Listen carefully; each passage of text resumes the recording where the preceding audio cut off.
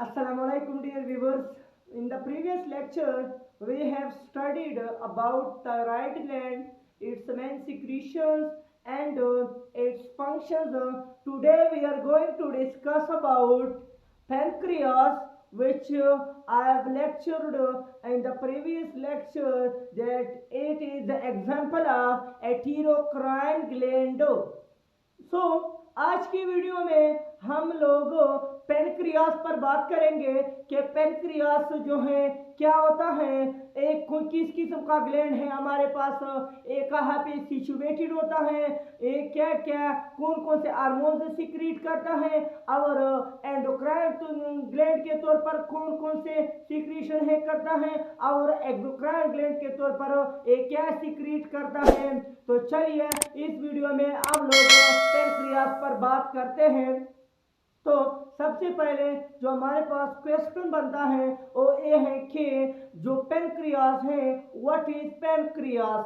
सो pancreas हमारे पास एक किस्म का ग्लैंड है, जो एक किस्म का क्या है, ग्लैंड है, जो कि सर्व करता है both endocrine as well as exocrine, जो कि मैंने पिछली लेक्चर में भी बता दिया था कि इसको जो है फिर हम डबल ग्लैंड या एथीरोक्राइन ग्लैंड कहते हैं, जो ये एंडोक्राइन एक्टिविटी भी परफॉर्म करता हो और एक्सोक्राइन एक्टिविटी भी परफॉर्म करता हो।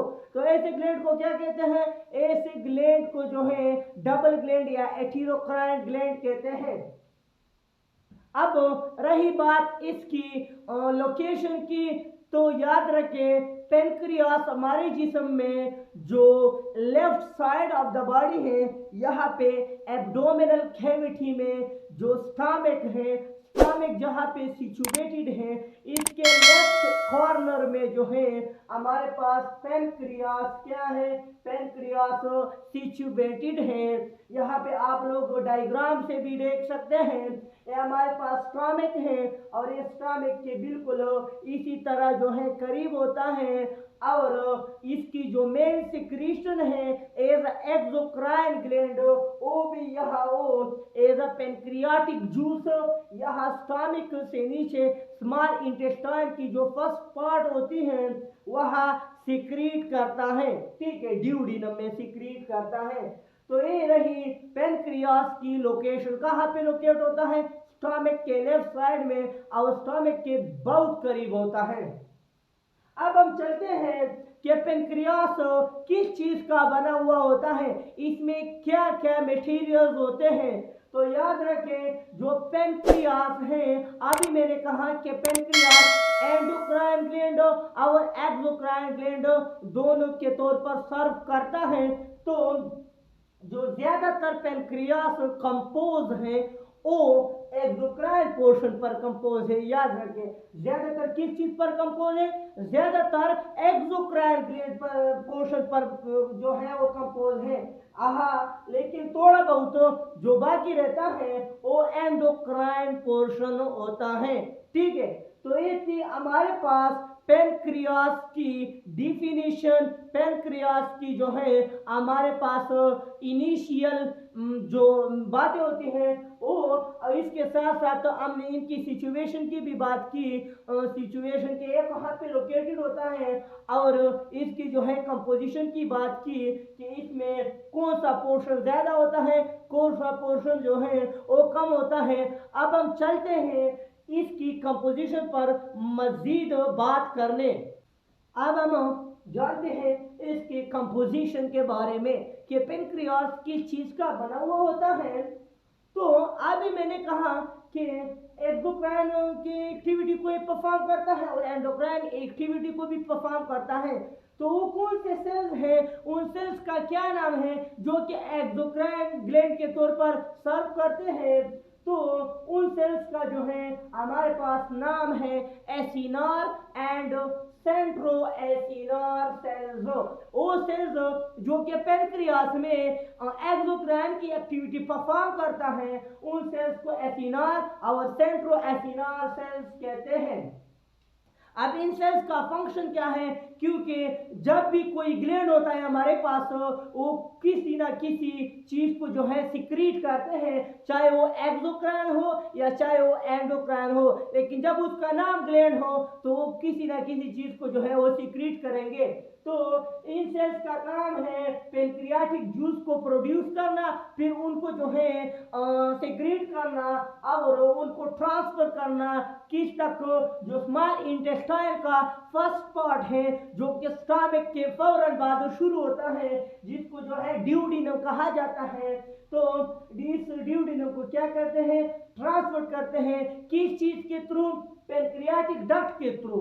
अब आप लोग कहेंगे कि यहाँ पे पेनक्रियाटिक डक्ट का क्या मतलब है, इसमें क्या लॉजिक है। देखो मैंने पहले भी एक्सोक्राइन और एंडोक्राइन ग्लैंड के दरमियान डिफरेंस आप लोगों को पढ़ाया था कि इनके दरमियान डिफरेंस क्या है। अभी मैं पेनक्रियास की किस एक्टिविटी की बात कर रहा हूँ, एक्सोक्राइन एक्टिविटी की बात कर रहा हूँ।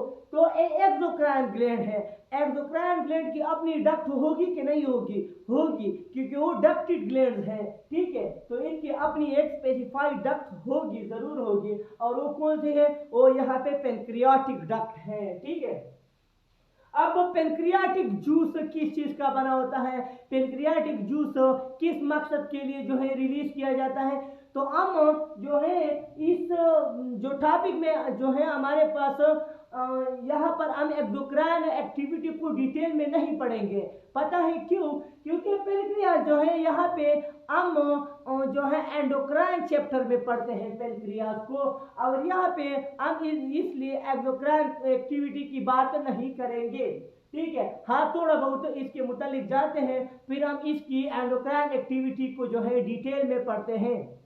तो इसका जो पेनक्रियाटिक जूस है ये डाइजेस्टिव एंजाइम से जो है रिच होता है, इसमें डाइजेस्टिव एंजाइम बहुत ज़्यादा होते हैं, और जो कि कौन कौन से होते हैं, एक का नाम है स्ट्रिप्सिन, स्ट्रिप्सिन जो कि कार्बोहाइड्रेट्स को जो है डाइजेस्ट करता है, एक का नाम है ट्रिप्सिन जो कि जो है हमारे पास किस चीज को डाइजेस्ट करता है, प्रोटीन्स को, और एक है लाइपेज जो कि फैट्स को डाइजेस्ट करता है। तो ये तीनों हमारे पास पेनक्रियाटिक जूस के अंदर होते हैं। इसके अलावा भी छोटे मोटे एंजाइम जो पेनक्रियाटिक जूस के अंदर होते हैं, लेकिन ये तीनों जो है हमारे पास मेजर हैं। तो ये थी हमारे पास पेनक्रियास की एक्सोक्राइन एक्टिविटी। अब हम चलते हैं इसकी एंडोक्राइन एक्टिविटी की तरफ, जो कि हमारी इस टॉपिक का लास्ट पार्ट है। तो अब हम जानते हैं पेनक्रियास की जो एंडोक्राइन एक्टिविटी है इसके बारे में। तो पेनक्रियास की जो एंडोक्राइन एक्टिविटी है, इसमें जो सेल्स हैं जो कि इस एंडोक्राइन एक्टिविटी को परफॉर्म करते हैं, उनका नाम है आइसलेट्स ऑफ लैंगरहैंस।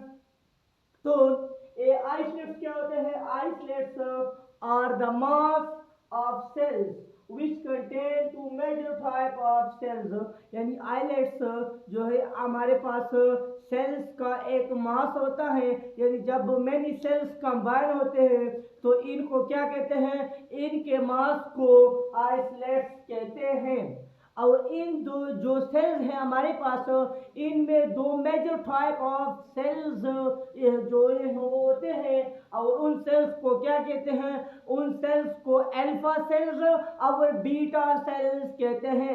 ये दो मेजर टाइप ऑफ सेल होते हैं, इन जिनमें जो है जिनका जो है आइसलेट्स बना हुआ होता है, इनमें मेजर टाइप्स होते हैं। तो अल्फा सेल्स का क्या फंक्शन होता है और बीटा सेल्स का क्या फंक्शन होता है।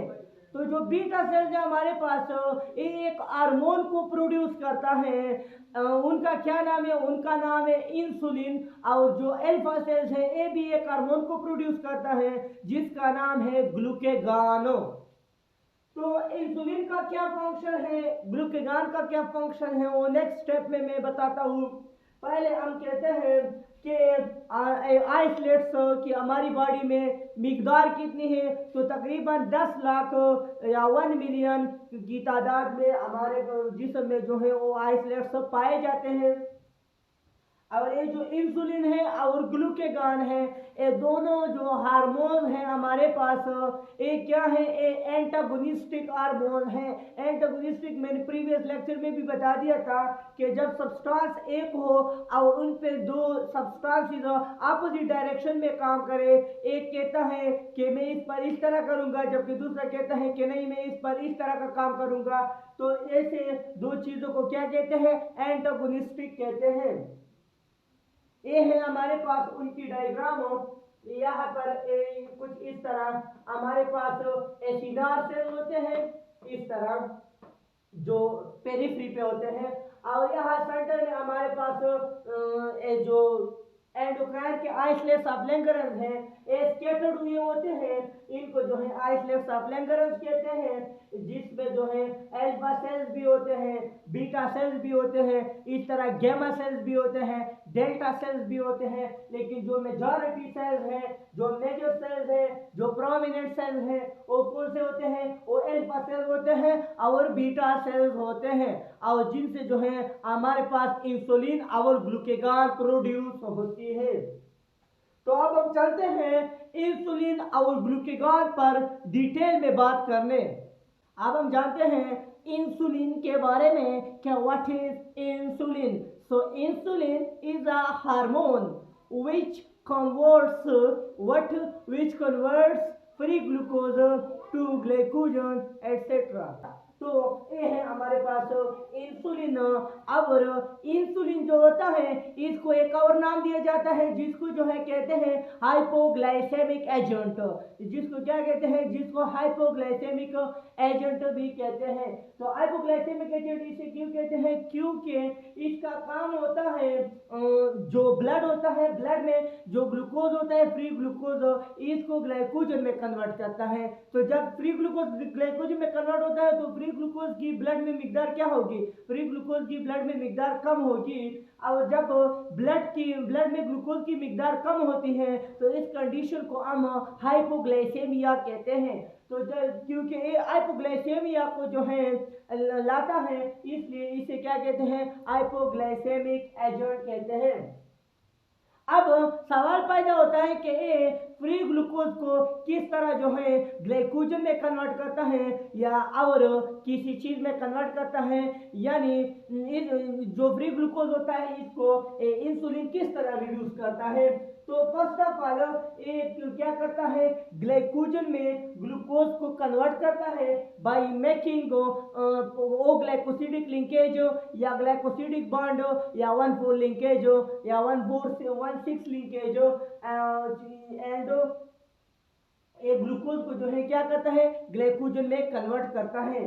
तो पहली बात ये रही जिससे ये जो रिड्यूस करता है फ्री ग्लूकोज को। दूसरी बात, इन फ्री ग्लूकोज की अपटेक को इंक्रीज करता है किस चीज में, स्केलेटल मसल्स में और फैट मसल्स में, कि आप जो है ज्यादा से ज्यादा फ्री ग्लूकोज को जो है अपटेक करें ताकि ब्लड में जो है फ्री ग्लूकोज की मिकदार कम हो। तीसरी बात, जो ग्लूकोनियोजेनेसिस होती है, ग्लूकोनियोजेनेसिस का मतलब है कि हमारे पास जो ग्लूकोज पैदा होता है किस चीज से पैदा होता है, जो हमारे पास फैट्स होते हैं या प्रोटीन्स होते हैं, इनसे जो बनता है, तो इस प्रोसेस को हम ग्लूकोनियोजेनेसिस कहते हैं। तो ये जो इंसुलिन होता है हमारे पास, ये इस फंक्शन को, इस प्रोसेस को क्या करता है, इस प्रोसेस को स्टॉप करता है ताकि ग्लूकोज की मिकदार जो है वो कम हो।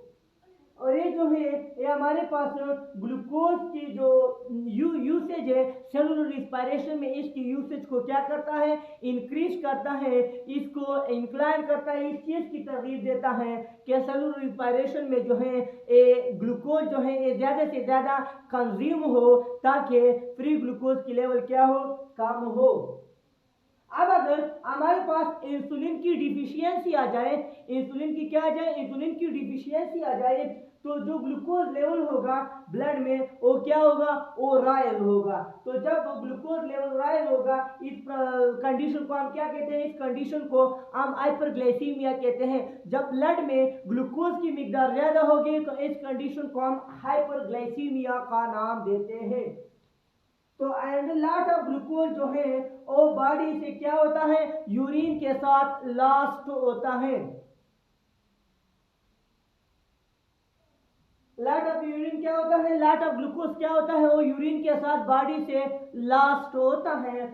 और जब ग्लूकोज यूरिन के साथ बॉडी से लॉस्ट होता है तो इस कंडीशन को हम क्या कहते हैं, ग्लाइकोसूरिया, यानी जो है ग्लूकोज इन यूरिन, इस कंडीशन को क्या नाम देते हैं, ग्लाइकोसूरिया। और ये जो कंडीशन हमारे पास वाकया होती है कि जब किसी बंदे की में जो है इंसुलिन की डिफिशियंसी आ जाती है और उनका ब्लड ग्लूकोज लेवल हाई हो जाता है, तो इस कंडीशन को हम डायबिटीज मेलिटस कहते हैं या डायबिटीज मेलिटस कहते हैं। ठीक है, तो ये थी हमारे पास इंसुलिन। डायबिटीज मेलिटस को किस तरह पहचाना जाता है, डायबिटीज मेलिटस के कुछ सिम्टम्स है, कुछ साइंस है। जब किसी बंदे को डायबिटीज मेलिटस लग गया हो तो उसमें जो है पॉलीयूरिया का साइन होगा। पॉलीयूरिया का मतलब है कि जब एबनॉर्मली ज्यादा यूरिन जो है कोई बंदा कर ले, ज्यादा यूरिन, जब भी वो यूरिन कर ले तो वो ज्यादा से ज्यादा यूरिन जो है उसको पेश आए, तो इस कंडीशन को क्या कहते हैं, पॉलीयूरिया। और ये डायबिटीज मेलिटस की एक सिम्टम है। इस तरह पॉलीफेजिया भी है कि जब वो किसी बंदे को जो है बहुत सख्त भूख लगी हो। अब उसको भूख क्यों लगी होगी, क्योंकि जो है उसका ज्यादा से ज्यादा ग्लूकोज यूरिन के साथ बहा होगा, तो जब उसका जो ग्लूकोज वो चला गया होगा तो फिर क्या होगा, उसको भूख ज्यादा लगी होगी। इस कंडीशन को क्या कहते हैं, पॉलीफेजिया। एक और होता है जिसको पॉलीडिप्सिया कहते हैं। जब ज्यादा से ज्यादा यूरिन हमारी बॉडी से चला जाता है तो फिर जाहिर है कि यूरिन में वाटर भी होता है, तो हमारी बॉडी में वाटर की कमी रह जाती है, तो हम ज्यादा से ज्यादा पानी पीते हैं, हमें ज्यादा से ज्यादा थर्स्ट जो है वो लगाई जाती है। इस कंडीशन को हम पॉलीडिप्सिया कहते हैं। पॉलीडिप्सिया एक्सेसिव वाटर, तो excessive thirst, polyphagia excessive hunger, and polyuria excessive amount of urine lost from the body। ये थ्री कंडीशन है डायबिटीज मेलिटस के साथ। अब हम चलते हैं जो दूसरा हमारे पास हार्मोन है उसकी तरफ, जिसका नाम है ग्लूकेगानो। अब हम बात करते हैं ग्लूकेगान पर। ग्लूकेगान एक ऐसा हार्मोन है जिसको जो है अल्फा सेल्स ऑफ पैंक्रियास से रिलीज करता है, और इसका फंक्शन क्या होता है कि जो ग्लाइकोजन लीवर में स्टोर्ड हुआ है, इसमें जो ग्लाइकोसिडिक बॉन्ड्स हैं उनको ब्रेक करके फ्री ग्लूकोज में कन्वर्ट करता है, और ब्लड में फ्री ग्लूकोज की मिकदार को क्या करता है, बढ़ाता है। तो इसलिए इस हार्मोन को जो है हाइपरग्लाइसेमिक एजेंट कहते हैं, क्योंकि ये जो है ब्लड में ग्लूकोज के अमाउंट को क्या करता है, बढ़ाता है। अब ये किस तरह ब्लड में जो है फ्री ग्लूकोज लेवल को बढ़ाता है, वो मतलब दो तरीकों से बढ़ाता है। ग्लाइकोजिनोलाइसिस हमारे पास जब ग्लाइकोजन ग्लूकोज में कन्वर्ट होता है तो इस प्रोसेस को ग्लाइकोजिनोलाइसिस कहते हैं। तो ये इस प्रोसेस को जो है प्रोमोट करता है। इस तरह जब वो ग्लूकोज ग्लाइकोजन के अलावा किसी दूसरे organic molecule that is fats, that is protein से बनता है, तो इस प्रोसेस को हम ग्लूकोनियोजेनेसिस कहते हैं। तो इन दो तरीकों से तकरीबन ग्लूकेगान हमारे पास ग्लाइकोजन को जो है फ्री ग्लूकोज लेवल को जो है बढ़ाता है। तो होपफुली आप लोगों को हमारी आज की सारी वीडियो पसंद आई होगी। अगर वीडियो पसंद आई है तो don't forget to subscribe to our channel. Stay with us. वस्सलाम।